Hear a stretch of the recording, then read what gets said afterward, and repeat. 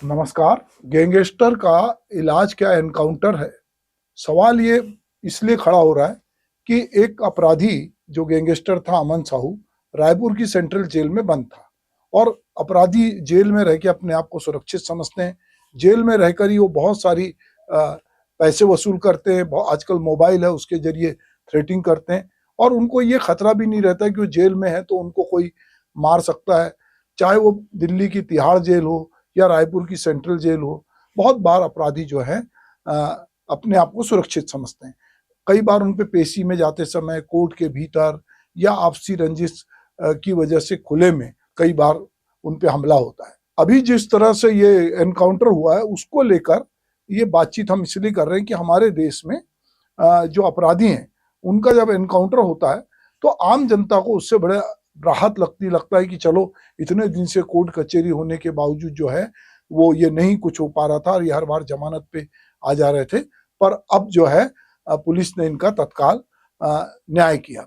जिनके पास बहुत अकूत संपत्ति है, संसाधन है, वे देश छोड़कर भी सुरक्षित देश में जाके नागरिकता ले लेते हैं, छिप जाते हैं।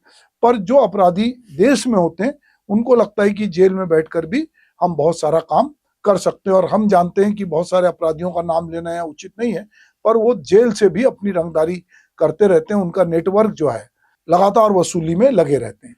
तो ये जो अमन साहू है ये भी जो है ये उसी तरह का एक गैंगस्टर था जिसका नाम लॉरेंस बिश्नोई गैंग के साथ जुड़ता था। रायपुर के तेलीबांधा इलाके में एक व्यापारी पे की गाड़ी पे गोली चलाई थी। 125 से ज्यादा केस जो है झारखंड में इसके खिलाफ दर्ज थे और खास करके कोयला व्यापारी और बाकी बड़े व्यापारी जो हैं उनके खिलाफ जो है इस पे केस थे।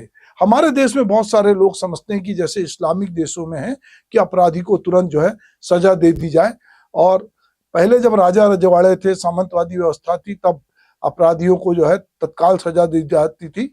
अभी नक्सलाइट भी जन अदालत लगा के कई बार जो उनके मुखबिर होते हैं उनको सजा देते हैं, पर चूंकि अब हमारे यहाँ एक न्यायिक व्यवस्था है इसलिए आप तत्काल सजा नहीं देते।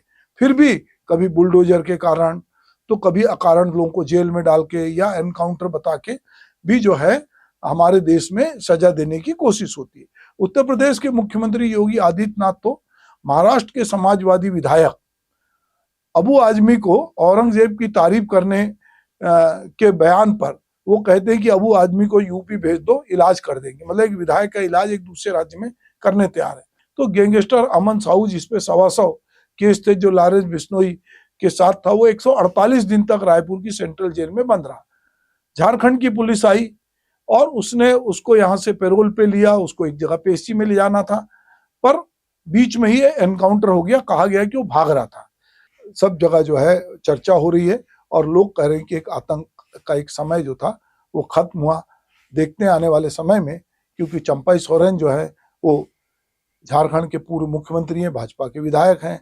अमन साहू के पिता भी कह रहे हैं कि इसकी जांच होनी चाहिए, पर इस समय पुलिस कार्रवाई की मुक्तकंठ से लोग प्रशंसा कर रहे हैं। नमस्कार।